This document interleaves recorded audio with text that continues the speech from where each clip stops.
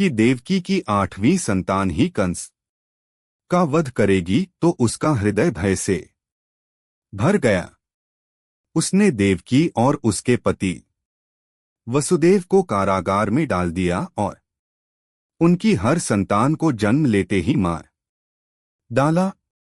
देवकी की 8वीं संतान के रूप में जब भगवान श्री कृष्ण ने जन्म लिया तब कारागार में अलौकिक प्रकाश फैल गया। उसी समय वसुदेव की बेड़ियां टूट गईं, दरवाजे अपने आप खुल गए और पहरेदार गहरी नींद में सो गए। वसुदेव ने शिशु कृष्ण को टोकरी में रखकर यमुना नदी पार की और गोकुल पहुंचे, जहां उन्होंने उन्हें नंद बाबा और यशोदा माता के सुपुर्द कर दिया।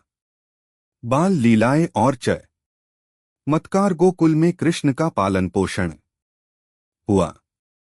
वे अत्यंत चंचल, सुंदर और मोहक थे। उनकी बांसुरी की धुन पर सब मोहित हो जाते थे। बचपन से ही उन्होंने अनेक चमत्कार किए। पूतना वध, राक्षसी पूतनावी पिलाने आई पर कृष्ण ने उसे मार दिया। शक्ता वध, छोटे से शिशु ने पाव मारकर कटासुर राक्षस का नाश कर दिया। कालिया नाग मर्दन, यमुना नदी में विष फैला रहे का लिया नाग को वश में करके उसके फनों पर नृत्य किया।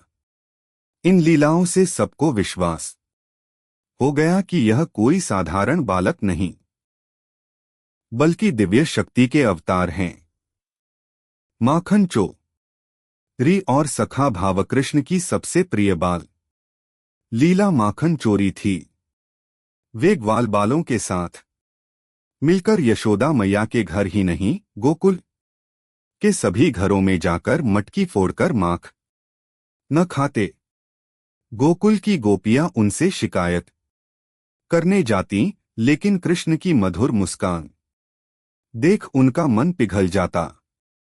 उनके मित्र सुदामा, बलराम और अन्य ग्वालबाल उनके साथ खेलते, गाय चराते और वृंदावन की गलियों को आनंदमय बना देते।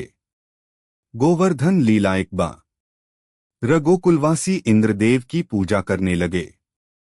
कृष्ण ने समझाया कि असली पालनकर्ता तो गोवर्धन पर्वत और प्रकृति है। सबने इंद्र की बजाय गोवर्धन की पूजा की। इससे क्रोधित हो कर इंद्र ने घनघोर वर्षा कर दी, लेकिन कृष्ण ने अपनी छोटी अंगुली पर गोवर्धन पर्वत उठा कर पूरे गांव की रक्षा की। यह देखकर सबने उन्हें देवों का देव मान लिया। रासलीला और प्रेम का भाव, कृष्ण की बांसुरी की मधुर ध्वनि सुनकर वृंदावन की गोपियां सब कुछ छोड़कर उनके पास चली आती। रात्रि में वे रासलीला करते, जिसमें कृष्ण हर गोपी के साथ अलग अलग होकर नृत्य करते। विशेषकर श्री राधा के साथ उनका प्रेम अद्वितीय और शाश्वत माना गया। राधा कृष्ण का प्रेम सांसारिक नहीं बल्कि आत्मा और परमात्मा के मिलन का प्रतीक है। मथुरा गमन और कंस वध, जब कृष्ण बड़े हुए तो कंस ने उन्हें मथुरा बुलाने के लिए षड्यंत्र रचा। कृष्ण और बलराम मथुरा पहुंचे और वहां उन्होंने अनेक असुरों का वध किया। अंततः कृष्ण ने कंस को उसकी सभा में ही पराजित कर मार डाला और अपने तापिता देवकी सुदेव को कारागार से मुक्त कराया। द्वारका और विवाह मथुरा पर बार बार आक्रमण होने लगे। तब कृष्ण ने नगरवासियों को समुद्र के किनारे एक नए नगर द्वारका में बसाया। यहीं पर उनका विवाह रुक्मिणी जी से हुआ।